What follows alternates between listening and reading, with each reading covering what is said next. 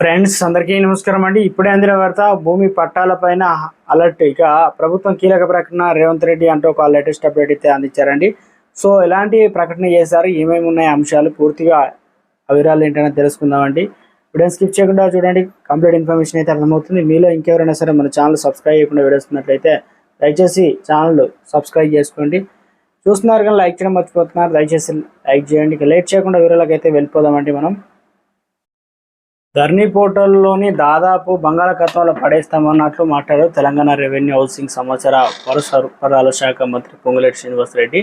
ధరణి వల్ల ప్రజలు రైతులు అందరూ తీవ్ర ఇబ్బందులు పడుతున్నారని, ఆయన ఈ సమస్యలు లేని సరికొత్త చట్టం 2024 తీసుకురాబోతున్నామని, ఇది ప్రధానంగా రైతుల సంక్షేమాన్ని దృష్టిలో పెట్టుకొని రూపొందిస్తున్నట్టు తెలిపారన్నమాట. దీనివల్ల రైతులకు అన్ని రకాల కష్టాలు తీరిపోతాయని చెప్పేసి కొత్త రెవెన్యూ చట్టం డ్రాఫ్ట్ బిల్లుపై సోమవారం టూరిజం ప్లాజాలో తెలంగాణ రెవెన్యూ ఎంప్లాయీస్లో అసోసియేషన్ ఏర్పాటు చేసిన డిబేట్కు మంత్రి శ్రీనివాస్ అయితే వచ్చారు. చట్టాలు సరిగా చేయకపోతే వాటి ఫలితాలు ఎలా ఉంటాయో ప్రభుత్వం తెచ్చిన 2020 రెవెన్యూ చట్టం ప్రత్యక్ష ఉదాహరణ.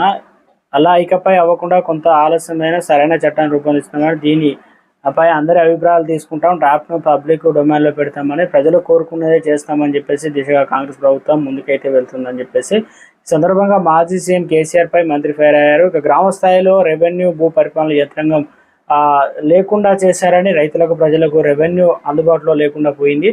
అధికారంలో వస్తే ధరణి పోర్టల్ను బంగాళాఖాతం కలుపుతానని నాడు పిసిసి అధ్యక్షుడు హోదాలో రేవంత్ రెడ్డి హామీ ఇచ్చారండి.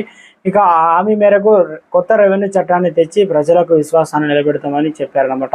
అదేవిధంగా రెవెన్యూ వ్యవస్థను కంటిరెప్పలా కాపాడే విషయంలో కాంగ్రెస్ ప్రభుత్వం పూర్తి స్పష్టత ఉన్నారని మంత్రి, రెవెన్యూ గ్రామాల్లో రెవెన్యూ వ్యవస్థ తెస్తామని, అదేవిధంగా రెవెన్యూ కోర్టును కూడా ఏర్పాటు చేస్తామని తెలిపారు. త్వరలోనే రెవెన్యూ ఉద్యోగుల సంఘాలతో సమావేశం ఏర్పాటు చేస్తామని ఇలా స్వయంగా మంత్రి చెప్పారు. కాబట్టి ఇక ధరణి పని అయిపోయినట్టే కానుకోవచ్చు. ఇక కొత్త రెవెన్యూ చట్టం ఎలా ఉంటుందో, అందులో ఎలాంటి మార్పులు తేబోతున్నారు ఇప్పటికే తెలియదు. అయితే ఆ ప్రజాభిప్రాయానికి అనుగుణంగా ఉంటుందని అన్నారు. కాబట్టి ధరణిలో తరహాలో రైతులకు ఇబ్బంది ఉండకపోవచ్చని తెలుస్తుంది అనమాట.